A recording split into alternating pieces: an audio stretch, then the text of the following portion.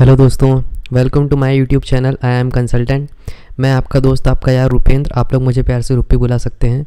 और आज के वीडियो में हम बात करेंगे the difference between assets and liabilities, जो कि बहुत ज़रूरी है, not just for your education but for also for your personal life.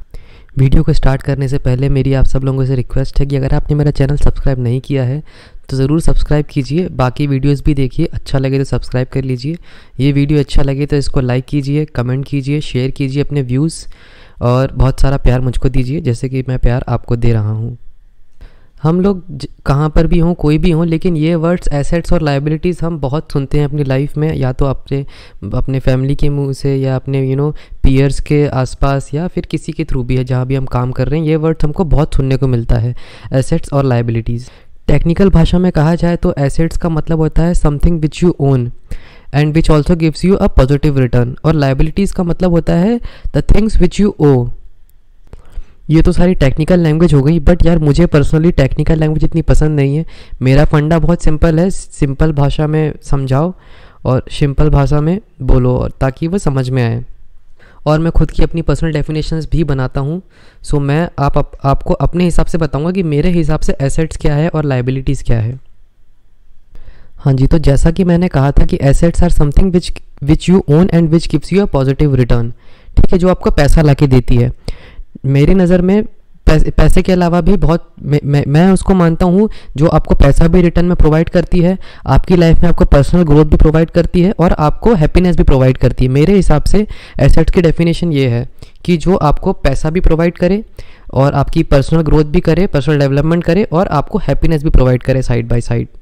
अब जैसे कि एग्जांपल लेते हैं अपन लैपटॉप का। लैपटॉप अगर हम लोग हमारे पास लैपटॉप है तो वो एक एसेट है। मोबाइल फ़ोन हो गया तो वो भी एक एसेट है। क्यों?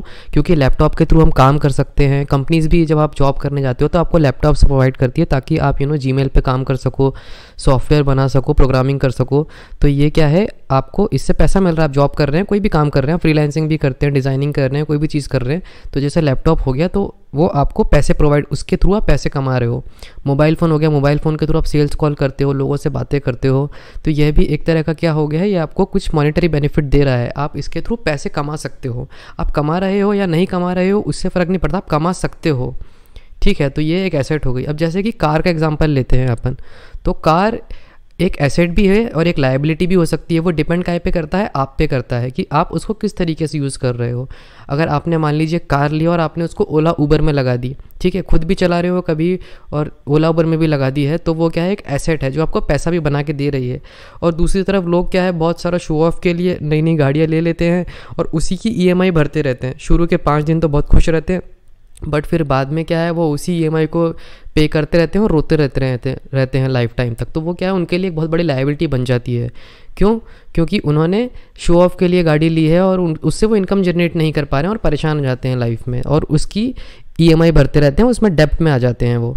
ठीक है, तो ये डिपेंड करता है कि आप उससे यूज़ कर पा रहे हो कि नहीं कर पा रहे। ये भी एक बहुत इंपॉर्टेंट फैक्टर है। एक ही चीज़ किसी इंसान के लिए एसेट है और किसी और के लिए लायबिलिटी है। सो ये एसेट्स और लायबिलिटी मेरे हिसाब से डिपेंड करता है, आप उसको कैसे यूज़ कर रहे हो, वो आप पे भी डिपेंड करता है। ठीक है, एक ही चीज़ किसी के लिए एसेट है और एक ही चीज़ किसी के लिए लायबिलिटी है, तो ये बहुत इंपॉर्टेंट चीज़ है। और बाकी जो मैंने चीज़ अपने हिसाब से बात करी थी, ऐसे पर्सनल डेवलपमेंट, अब जैसे वॉच हो गया, अच्छे कपड़े पहनना हो गया, तो मेरे हिसाब से ये मेरा पर्सनल पॉइंट ऑफ व्यू है कि मेरे लिए ये सारी चीज़ें भी एसेट्स है। कि मैं अच्छी वॉच पहनूँ, अच्छे कपड़े पहनूँ, उससे क्या है, फर्स्ट ऑफ ऑल मुझको भी अच्छा फील होता है, या मुझे भी अच्छा फील होता है, और सबकॉन्शियसली दूसरे लोग भी आपको ज़्यादा रिस्पेक्ट करते हैं, आपको ज़्यादा अच्छा प्रोफेशनल समझते हैं।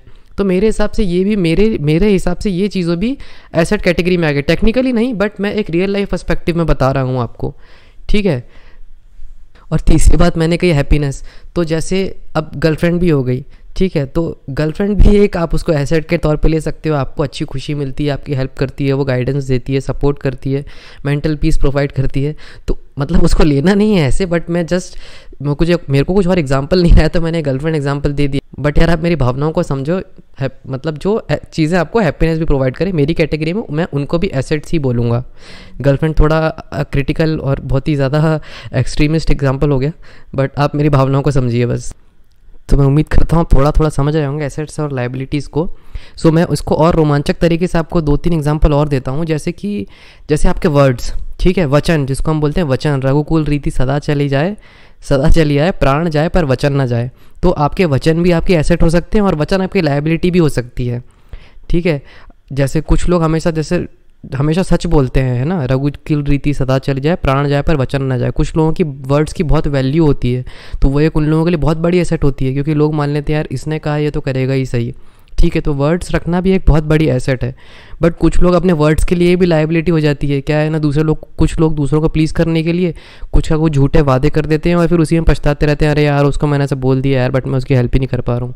आपने किसी को बोल दिया जोश जोश में कि यार मैं तो तेरी 1 लाख रुपए की हेल्प कर देता हूँ यार, कोई दिक्कत नहीं है, और फिर बाद में आप कर ही नहीं पा रहे हो, उसके कॉल नहीं उठा रहे हो, बात नहीं कर पा रहे हो, तो ये क्या आपके लिए एक लायबिलिटी बन जाती है। आप वादे तो कर देते हो, झूठे वादे करना मतलब लायबिलिटी, और अपने वर्ड्स पे खड़े रहना, अपने वर्ड्स की वैल्यू करना इज़ एन एसेट।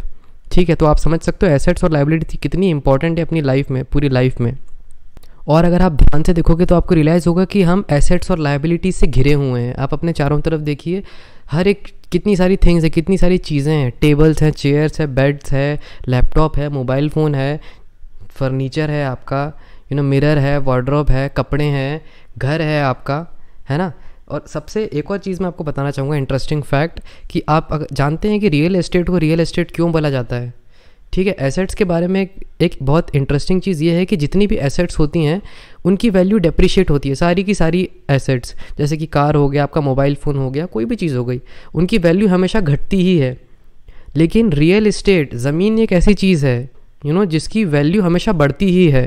ठीक है, आप गोल्ड को भी इसमें इंक्लूड कर सकते हो, बट रियल एस्टेट का नाम रियल एस्टेट इसीलिए है क्योंकि उसकी वैल्यू हमेशा अप्रिशिएट ही होती है, और यही एक ऐसी एसेट है जो कि हमेशा अप्रिशिएट होती है। तो ये बहुत इंटरेस्टिंग फैक्ट है। इसलिए आप देखिए, जो लोग भी प्रॉपर्टीज़, बहुत लोग खरीदते रहते हैं प्रॉपर्टीज़, क्योंकि ये एक एसेट भी है आपकी और इसकी वैल्यू हमेशा बढ़ती रहती है।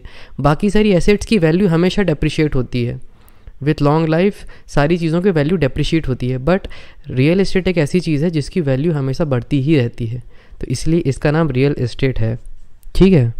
और लायबिलिटी तो यार आप सब लोगों को पता ही होगी। लायबिलिटी बोले तो मतलब आपके डेब्ट्स, आपने कोई लोन लिया है, कुछ भी चीज़ें आपने, मतलब मैंने आपको पहले ही बता चुका हूँ कि चीज़ें तो सेम होती हैं, वो आप किस तरह से यूज़ कर रहे हो उस पर डिपेंड करता है ना। लायबिलिटीज़ मतलब जिसको आप वो करते हो, किसी से मैंने 2 लाख रुपए उधार लिए तो उसको लौटाने हैं, वो एक लायबिलिटी हो गई, है ना। अब वही 2 लाख रुपए का मैं यूज़ करके कुछ 4 लाख बना सकता था, तो वो मेरे लिए एसेट हो जाता। ठीक है, तो मेरे हिसाब से पर्सनली डिपेंड करता है कि आप किसी भी चीज़ को यूज़ कैसे कर रहे हो, क्योंकि यार देखो चीज़ तो एक ही है ना, बट डिपेंड ये करता है कि आप उसको यूज़ कैसे कर रहे हो। ठीक है, मेरे हिसाब से एसेट मतलब जो आपको ग्रोथ करा रही है लाइफ में, जो आपको लाइफ में अच्छा करवा के दे रही है, और लायबिलिटी मतलब जिससे आप परेशान हो, दुखी हो, है ना। मेरे हिसाब से एसेट मतलब जो आपको अच्छी चीज़ करवा रही है, खुश रख रही है, आपको लाइफ में आगे बढ़ा रही है, और लायबिलिटी मतलब जो परेशान कर रही है, जो आप ग्रो नहीं कर पा रहे हो। लायबिलिटी मतलब कुछ डेब्ट, लायबिलिटी का मतलब ही आप समझ लो यार। ठीक है, हाँ जी, तो मैं अब आप लोगों से 2-3 इंटरेस्टिंग सवाल करूँगा एसेट्स और लायबिलिटी को। ठीक है, तो आप कमेंट करके बताइएगा कि ये किस चीज़ों में आती है ना। पहला क्वेश्चन मैं आसान रखूँगा और बाकी के 2 क्वेश्चन थोड़े टफ रखूँगा। ठीक है दोस्तों, तो पहला सवाल मेरा आपसे ये है कि हम जो कॉलेज में जाते हैं और डिग्री लेते हैं, जो हमारी डिग्री है वो एक एसेट है कि लायबिलिटी है। ठीक है, अब दूसरा सवाल, जो हम लोग लाइफ इंश्योरेंस लेते हैं और एजुकेशन पॉलिसी, ये लाइफ इंश्योरेंस और एजुकेशन पॉलिसी एसेट हैं कि लायबिलिटी है। ठीक है, और तीसरा सवाल कि इन अ ह्यूमन, मनुष्य के अंदर, मनुष्य के लिए सबसे बड़ी एसेट क्या होती है। आप लोगों के लिए आपकी सबसे बड़ी एसेट क्या है। ये मेरे 3 सवाल हैं, आप इनको ज़रूर कमेंट कीजिए और बताइए आप लोगों के व्यूज़। सही गलत से फ़र्क नहीं पड़ता है, आपका परसेप्शन क्या रहा, आपका थॉट प्रोसेस क्या है, वो भी बहुत मैटर करता है।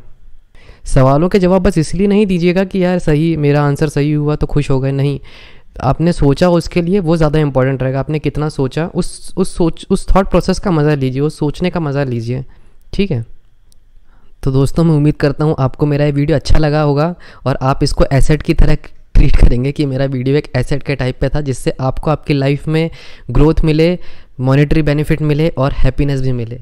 सो आपको ये वीडियो अच्छा लगा तो लाइक कीजिए, सब्सक्राइब कीजिए मेरे चैनल को और शेयर कीजिए अपने दोस्तों को, क्योंकि मेरा पर्पस है अपनी कंट्री इंडिया को आगे लेके जाना, अच्छे बिजनेसमैन, अच्छे एजुकेटेड बच्चे पैदा करना, और जो लोग अपनी लाइफ अच्छे से जी पाएँ यार, एंजॉय करें अपनी लाइफ को।